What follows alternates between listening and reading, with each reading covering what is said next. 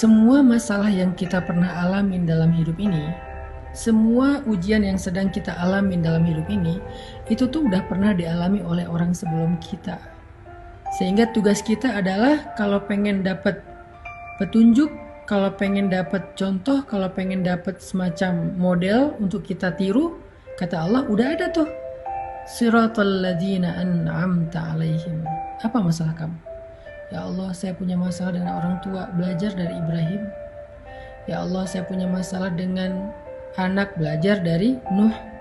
Ya Allah, saya punya masalah dengan istri, belajar dari Lut.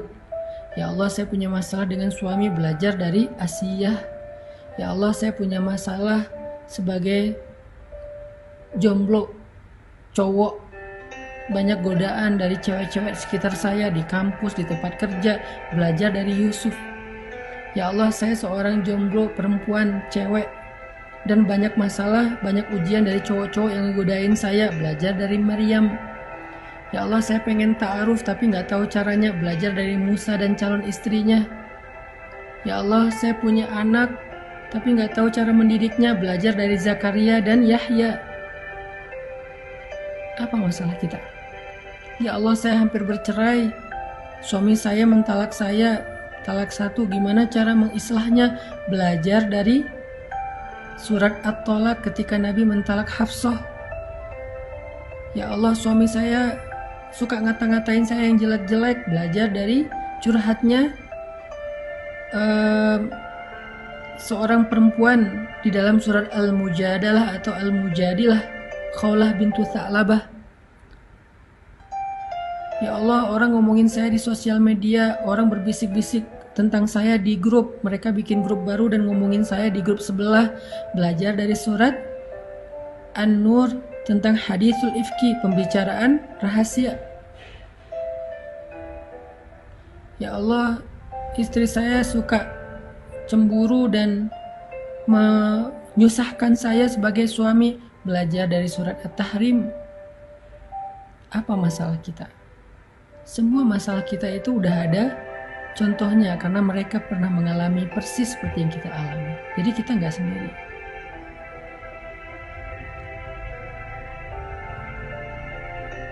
Sehingga di dalam ayat Siratal ladzina an'amta alaihim, Allah tuh pengen ngasih tahu ke kita itu belajarlah sejarah. Di dalam ayat Siratal ladzina an'amta alaihim, Allah tuh pengen ngasih tahu ke kita belajarlah sejarah. Karena nggak ada yang baru di bawah langit, nggak ada yang baru di bawah matahari, nggak ada yang baru di atas tanah. Semua yang kita alamin pernah terjadi sebelumnya. Karena sejarah itu berulang, karena cerita itu terjadi lagi, sehingga kita bukanlah orang pertama yang mengalami masalah ini. Udah ada orang sebelum kita yang jumlahnya nggak terhitung. Tugas kita adalah bacalah sejarah, belajarlah sejarah, bacalah tentang kisah kehidupan mereka, biografi mereka dari referensi yang baik, sehingga kita akan menemukan siapa yang orang yang lurus, Siratal ladzina an'amta alaihim, sehingga kita tiru. Siapa yang salah jalan sehingga kita hindari. Jadi di dalam kalimat Siratal ladzina an'amta alaihim, Allah pengen ngasih tahu kepada kita, belajarlah sejarah.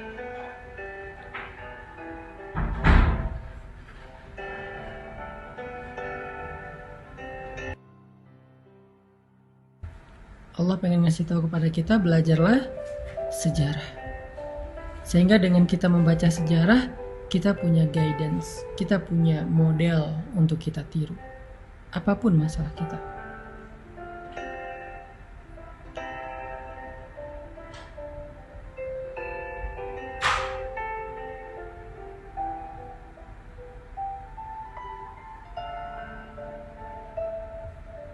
Gak ada yang baru. Gak ada yang baru. Semua yang kita alamin pernah dialami oleh orang sebelum kita.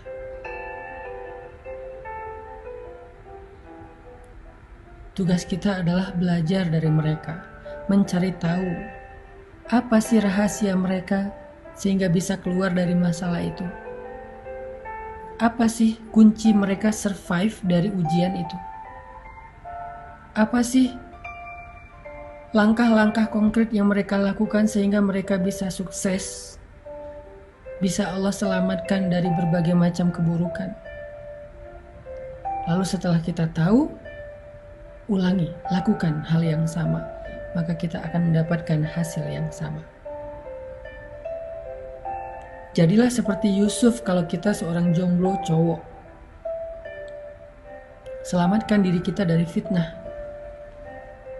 Menghindar karena Allah, karena takut kepada Allah. Maka gak usah khawatir ketika kita menghindar dari pacaran, menghindar dari hubungan yang kelewat batas, menghindar dari ujian. Gak usah khawatir, nanti Allah akan memberikan ganti yang lebih baik, seperti Allah berikan kepada Yusuf. Kalau kita perempuan jomblo, siswi, mahasiswi, seorang pekerja yang banyak ujian di sekitarnya, banyak cowok ngelirik, ngegodain kita, PDKT, caper sama kita, belajarlah dari Sayyidah Maryam.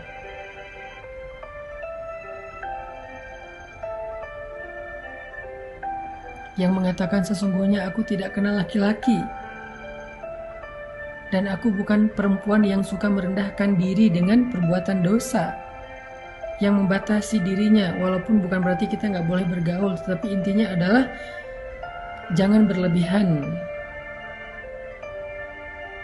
Dan gak usah khawatir menjadi orang yang membatasi diri sebagai perempuan. Allah akan muliakan kita seperti Allah muliakan Sayyidah Maryam, seperti Allah muliakan istri Nabi Musa, seperti Allah muliakan Sayyidah Khadijah. Ya, Sayyidah Khadijah, perempuan yang menikah di usia 40 tahun baru dapat suami yang benar. Sebelumnya suaminya wafat, nikah wafat. Dan bukan suami yang beriman, bukan suami yang spesial, walaupun mungkin orang baik. Karena Khadijah aslinya orang baik. Tapi gak spesial. Entah berapa tahun Khadijah menjanda. Di usia 40 tahun, harusnya seorang perempuan itu merasa semakin khawatir, semakin panik, apakah mungkin di usia itu masih punya jodoh, apalagi seorang jodoh itu masih single, baik, soleh, terkenal, tajir, mungkin dapat seideal itu di usia 40 tahun. Belajar dari Sayyidah Khadijah, jangan berputus asa, jangan pesimis, perbaiki aja diri kita, nanti Allah yang akan memperbaiki calon jodoh kita. Sehingga di usia 40 tahun Allah berikan kepada Khadijah seorang suami yang lebih muda 15 tahun dari beliau. Bukan hanya lebih muda, kalau bahasa kita berondong, bukan hanya lebih muda, tapi solih, tajir, Nabi pula, kekasih Allah, ideal banget. Secara fisik sempurna. Jadi kalau kita pengen seperti Khadijah yang dapat suami seorang Rasulullah SAW, maka jangan cuma baca sejarahnya, jangan cuma tahu kisahnya, ikutin. Apa yang kita nggak punya contoh? Semua masalah kita itu udah ada contohnya.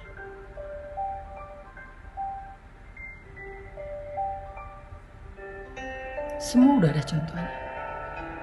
Kita yang ngerasa kayak hidup kita banyak ujian, kenapa ya setelah saya hijrah kok hidup saya banyak masalah. Perasaan dulu sebelum hijrah kayak gak ada masalah, sebelum hijrah kayak lempeng-lempeng aja, sebelum hijrah hidup saya happy-happy aja.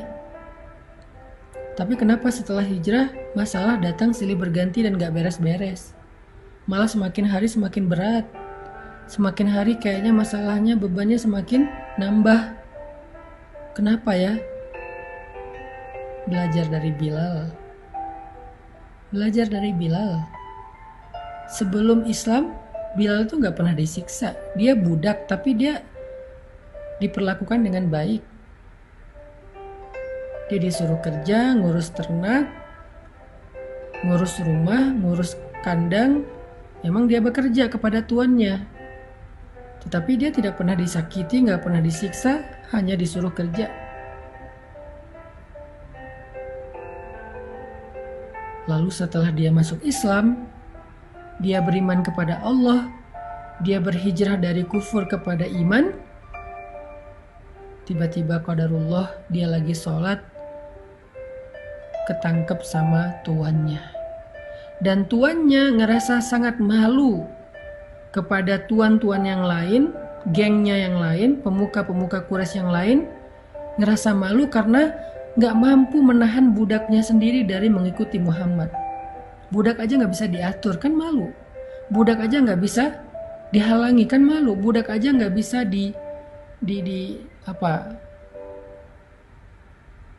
dikontrol gitu. Kok bisa budaknya aja lepas kendali sehingga beriman kepada Muhammad yang beda kabilah, sehingga mengikuti ajaran Muhammad yang beda suku, sehingga Umayyah bin Khalaf merasa sangat malu dengan imannya Bilal. Dia dituduh nggak becus sebagai tuan, dia dituduh nggak bisa menguasai budaknya, dia dituduh bukan seorang leader sejati, dan berbagai macam perlakuan mempermalukan dia. Sehingga karena malu dan panik, dia langsung menyiksa Bilal, memaksa Bilal untuk murtad dari keyakinannya.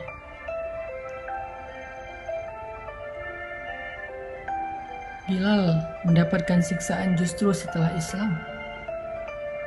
Apakah Bilal mengatakan ini gara-gara saya beriman, saya hidupnya jadi susah? Gak pernah Bilal ngomong kayak gitu. Apakah Bilal mengatakan, ya Allah, apa maumu? Setelah saya beriman, kenapa engkau beri saya ujian, bukannya diberi kenikmatan dan kebahagiaan? Gak pernah Bilal ngomong kayak gitu. Apakah Bilal mengatakan, ya Allah, saya nyesal udah beriman, tahu gini saya gak akan mau masuk Islam? Gak pernah terbersit sekalipun kayak gitu. Gak pernah Bilal berpikir bahwa hidupnya menjadi susah karena Islam. Gak pernah Bilal berpikir dia menyesal dengan keimanannya. Gak pernah dia ngerasa bahwa masalah dia itu justru setelah dia mendapatkan hidayah. Enggak pernah kayak gitu. Semakin disiksa dia semakin yakin dan bergantung sama Allah. Semakin disiksa dia semakin bergantung sama Allah. Bukan semakin melemah pegangannya ke Allah, semakin erat pegangannya ke Allah. Kalau kita kan semakin diuji, pegangan kita ke Allah jadi makin renggang ya. Jadi ragu, Allah benar gak sih mau nolong saya? Allah tuh janjinya tepat gak sih ke saya? Kok Allah gini sih sama saya? Apa maunya Allah? Makin renggang. Nauzubillah sampai akhirnya putus asa, melepaskan pegangan kepada Allah, belok arah, ada yang sampai murtad, ada yang bunuh diri, ada yang mencuri karena putus asa dengan rezeki yang halal, ada yang akhirnya berzina karena putus asa mencari jodoh. Makin diuji makin renggang. Kalau Bilal makin diuji makin erat pegangannya.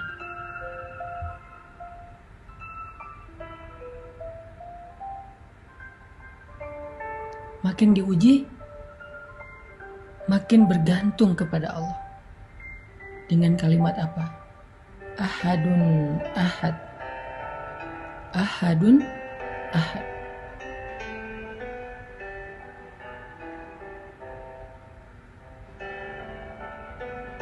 Cuman Allah satu-satunya. Gak ada yang lain. Yang saya yakin, yang saya sembah, yang saya tunduk, yang saya bergantung, yang saya berharap. Ahadun ahad. Makin disiksa makin ahadun ahad. Jadi buat kita yang setelah hijrah merasa banyak diuji, belajar dari Bilal. Coba ikuti, teladani sikap Bilal supaya kita mendapatkan kebaikan hasil terakhir dan yang sama dengan apa yang dialami oleh Bilal. Apa kebaikan yang didapatkan oleh Bilal di akhir cerita itu setelah dia ahadun ahad sekian lama? Apa kebaikan yang akhirnya Bilal dapatkan? Allah mengutus seorang hamba yang hatinya baik, yang Allah ridho kepada dia, mukmin paling baik di antara semua orang yang beriman setelah Rasulullah dan Khadijah. Orang yang sangat mulia kedudukannya. Allah nggak ngutus orang biasa, Allah ngutus orang yang paling istimewa. Akhlaknya istimewa, imannya istimewa, kedudukannya istimewa. Allah utus dia. Kalau Allah mau, Allah bisa aja ngutus Utsman, juga orang kaya. Bisa aja Allah mengutus Abdurrahman bin Auf, juga orang kaya. Bisa aja Allah mengutus Sa'ad bin Abi Waqqas, juga orang kaya. Banyak lagi sahabat-sahabat yang kaya. Tapi Allah pilih dari mereka semua yang paling baik akhlaknya, yang paling baik kedudukan dan kemuliaannya, yang paling baik imannya, Abu Bakar As-Siddiq. Allah gerakkan hati Abu Bakar untuk datang. Allah gerakkan hati Abu Bakar untuk menolong Bilal. Lalu Abu Bakar datang bilang ke Umayyah bin Khalaf, "Ya Umayyah, apa untungnya kamu menyiksa budak seperti Bilal? Jual aja dia kepada saya, sehingga kamu bisa tenang dan mendapatkan keuntungan. Daripada kamu menghabiskan waktumu, tenagamu menyiksa orang seperti Bilal, kamu gak dapat untung dan gak tenang. Jual dia kepada saya, kamu bebas, gak perlu lagi menyiksa dia, gak perlu lagi malu karena dia, dan kamu dapat untung," kata Abu Bakar. Umayyah mikir, benar juga nih. Kalau saya jual, saya udah gak perlu malu lagi karena bukan budak saya lagi. Dan saya gak perlu capek-capek menyiksa Bilal, karena ketika menyiksa Bilal yang terlihat tersiksa itu bukan Bilal tapi Umayyah. Plus saya dapat untung dari menjual budak yang udah gak bisa lagi saya kendalikan. Karena kalau saya biarkan gak dijual pun saya gak bisa pakai budak ini. Mending saya jual aja, mumpung ada yang beli. Umayyah mikir gitu.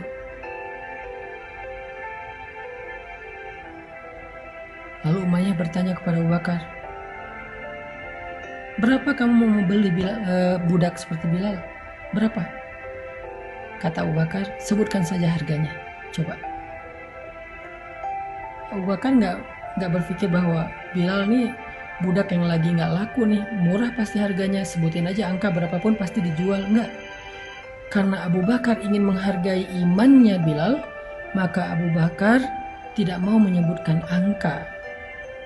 Karena iman nggak bisa dibeli. Abu Bakar tidak mau menyebutkan angka. Ini cerdas dan bijaksananya Abu Bakar. Kata Umayyah, "Berapa kamu ingin membeli Bilal?"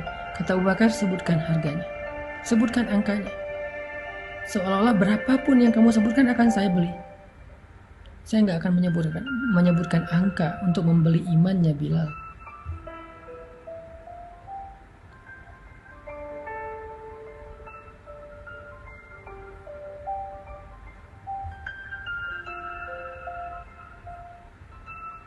Lalu Umayyah menyebutkan sekian dinar, sekian uqiyah emas, hitungan dalam hitungan orang Arab, yang kalau sekarang mungkin harganya sekitar 700 juta kurang lebih, atau mungkin lebih dari itu persisnya. Dan Abu Bakar ketika tahu angka yang dijual oleh Umayyah bin Khalaf Bilal itu berapa, uqiyah emas, Abu Bakar nggak menawar. "Ya Umayyah, itu Bilal budak yang sudah tidak berguna, budak yang murah, yang udah sakit-sakitan setelah kamu siksa, masa harganya segitu? Saya nggak akan beli segitu, saya minta segini." Enggak. Ketika Umayyah menyebut angka, maka Abu Bakar mengatakan, "Baik, nanti malam akan saya kirim emasnya ke rumah kamu." Begitu cara Abu Bakar menghargai dan memuliakan Bilal. Atau lebih persisnya, begitulah Allah memuliakan Bilal. Seolah-olah Bilal ini sesuatu yang sangat berharga. Berapapun disebutin oleh Umayyah, Abu Bakar setuju. Malah setelah menyebutkan angka itu, Umayyah nyesel kenapa nggak ngomong lebih tinggi. Ada seorang laki-laki bilang kepada Abu Bakar, "Ya Abu Bakar, kamu membeli Bilal dengan harga yang sangat mahal. Apa kata Abu Bakar? Demi Allah, kalau Umayyah meminta 10 kali lipat dari harga itu, saya akan tetap membayarnya untuk membebaskan Bilal. Gak akan saya tawar. Umayyah yang nyesel kenapa nyebut angka segitu, padahal itu udah ketinggian. Nanti malam saya kirim. Lalu setelah akad jual beli, Abu Bakar datang kepada Bilal, melepaskan ikatan Bilal, memberi minum kepada Bilal yang sedang tersiksa kesakitan, membelai rambut Bilal, memeluk Bilal untuk menenangkannya, sebagai tanda bahwa dia udah punya saudara sekarang, yaitu Abu Bakar As-Siddiq. Dia dilindungi oleh Abu Bakar, dia aman, gak usah takut lagi.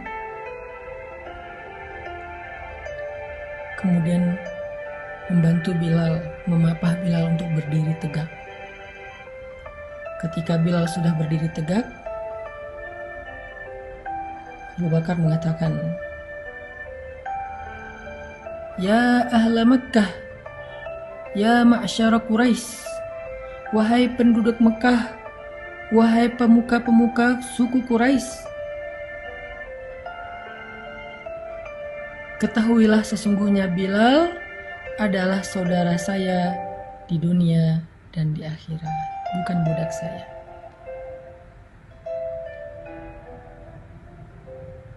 Sesungguhnya Bilal adalah saudara saya di dunia dan di akhirat. Itu sebuah deklarasi bahwa Bilal sudah menjadi orang yang merdeka, dibebaskan oleh Abu Bakar. Abu Bakar membeli Bilal bukan untuk jadi budak. Abu Bakar menebus Bilal untuk dimerdekakan. Bukan hanya merdeka dan hidup sendiri, tetapi menjadi saudara yang kehidupannya ditanggung, dijamin oleh Abu Bakar. Dan Abu Bakar berharap itu menjadi persaudaraan yang kekal sampai ke surga. Itulah kesudahan yang baik. Itulah happy ending. Itulah pertolongan Allah yang tidak terduga-duga yang Allah berikan kepada Bilal setelah dia bersabar dan bergantung kepada Allah saat-saat dia diuji.